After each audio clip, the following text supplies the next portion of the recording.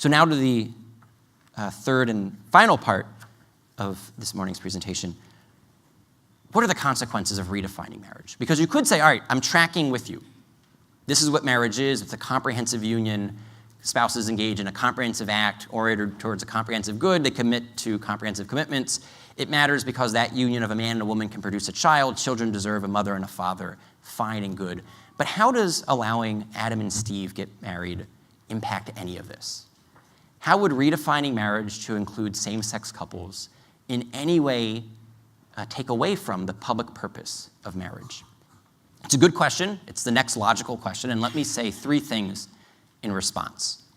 In all three of my comments here, we'll follow the general rubric of ideas have consequences and bad ideas have bad consequences.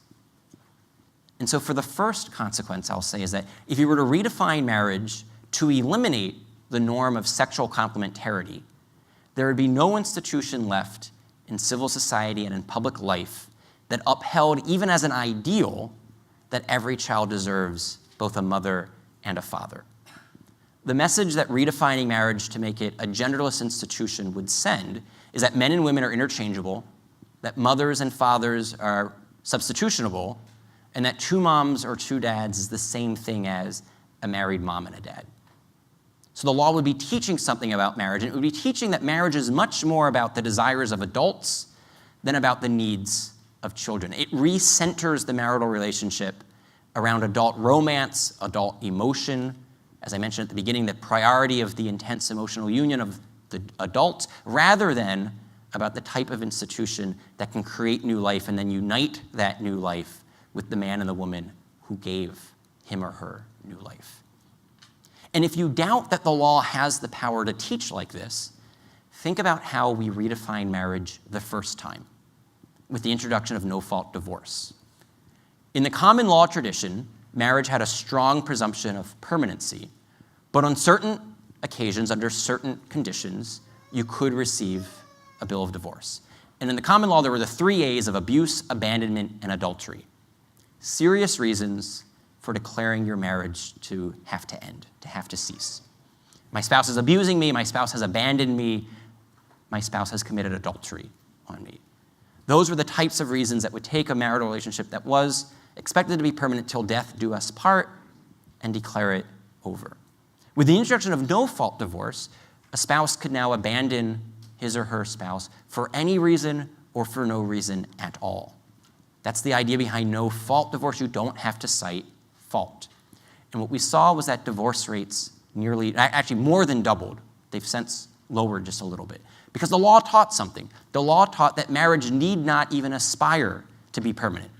That you can get out of a marriage for trivial reasons. You can get out of a marriage for no reason.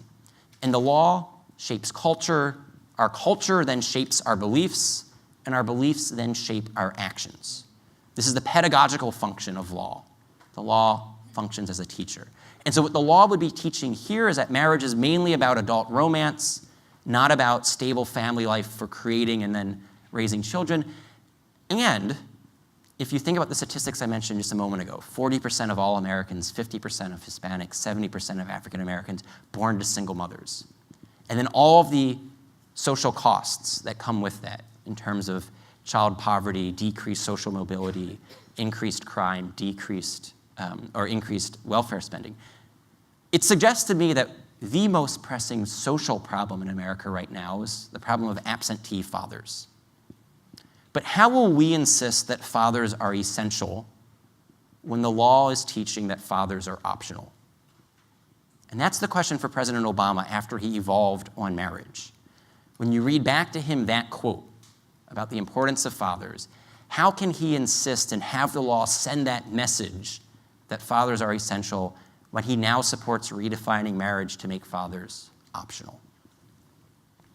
So that's the first consequence of redefining marriage.